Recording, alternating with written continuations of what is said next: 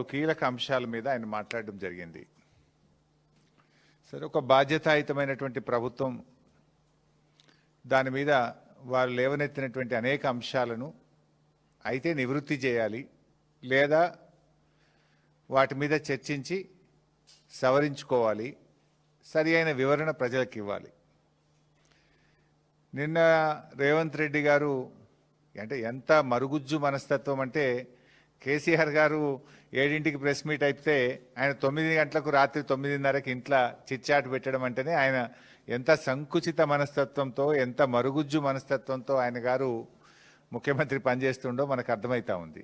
సరే, అది ఆయన విజ్ఞత, ఆయనకు వదిలేస్తాం.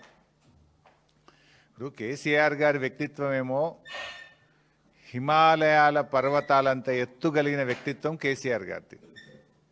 రేవంత్ రెడ్డిది ఏమైపోయిందంటే ఒక మరుగుజ్జు మనస్తత్వం, సంకుచిత భావాలు కలిగినటువంటి వ్యక్తి.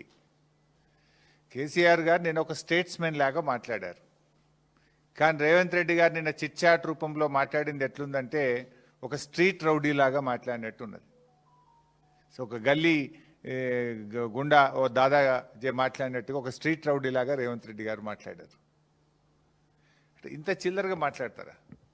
ఆయన కేసీఆర్ గారు చాలా గొప్పగా ఆయన మాట్లాడుతూ ఒక మాట అన్నారు, తెలంగాణకు నొక్కుబడనీయను అన్నాడు. తెలంగాణకు నొక్కుబడనీయను అని కేసీఆర్ గారు అంటే ఈ ముఖ్యమంత్రికి, ఈ సాగునీటి మంత్రికి ఎందుకంత నొప్పి కలిగిందో నాకు అర్థమవుతలేదు. ఎందుకంటే తప్పు చేసింది కనుక మీకు నొప్పి కలిగింది, రాష్ట్రానికి మీరు అన్యాయం చేసింది కనుక, సురుకు దలిగింది కనుక, మీరు సమాధానం లేదు కనుక ఫ్రస్ట్రేషన్లో ఆ చిల్లర మాటలు మాట్లాడినారు. కేసీఆర్ గారి వ్యాఖ్యలతో రేవంత్ రెడ్డి తెలంగాణ ద్రోహిగా నిన్న స్పష్టంగా రాష్ట్ర ప్రజల ముందు కేసీఆర్ గారు నిలబెట్టారు. ఉత్తమ్ కుమార్ రెడ్డి గారు ఉత్తర కుమారుడుగా నిన్న తేలిపోయినటువంటి పరిస్థితి. ఇప్పుడు అనేక అంశాలు మాట్లాడిన నిన్న కేసీఆర్ గారు. అరే, మేమున్నప్పుడు ఫస్ట్ క్యాబినెట్లోనే 2,000 రూపాయల పెన్షన్ ఇస్తామంటే ఇచ్చి చూపినాం. మరి నీ 4,000 పెన్షన్ ఎందుకు ఇస్తలేవు? ప్రజలకు బాండ్ పేపర్ మీద రాసిచ్చినావు కదా, గ్యారంటీ కార్డు ఇచ్చినావు కదా, 2 ఏళ్ళు అయిపోయింది, 4,000 పెన్షన్ ఏమైందని కేసీఆర్ గారు అడిగారు. దానికి సమాధానం చెప్పిండ్రా మీరు? ఎందుకు ఆ చిల్లర మాట్లాడుతున్నారు?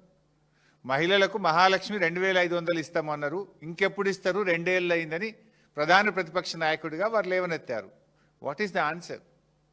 ఎందుకు ఇవ్వడం లేదు? కాంగ్రెస్ పార్టీకి అపారమైన అనుభవం ఉన్నది, నిధులు ఎలా సమీకరించాలో, ఎలా ఇవ్వాలో మాకు బాగా తెలుసని ఎన్నికల ముందు చెప్పింది కదా. ఏమైంది మీ అనుభవం? మీ అనుభవం అంతా దోపిడీకి, కమిషన్లకు, వాటాలకు, లూటీలకే సరిపోతుందా? Thanks for watching Focus on TV. Please subscribe, like, comment, and share.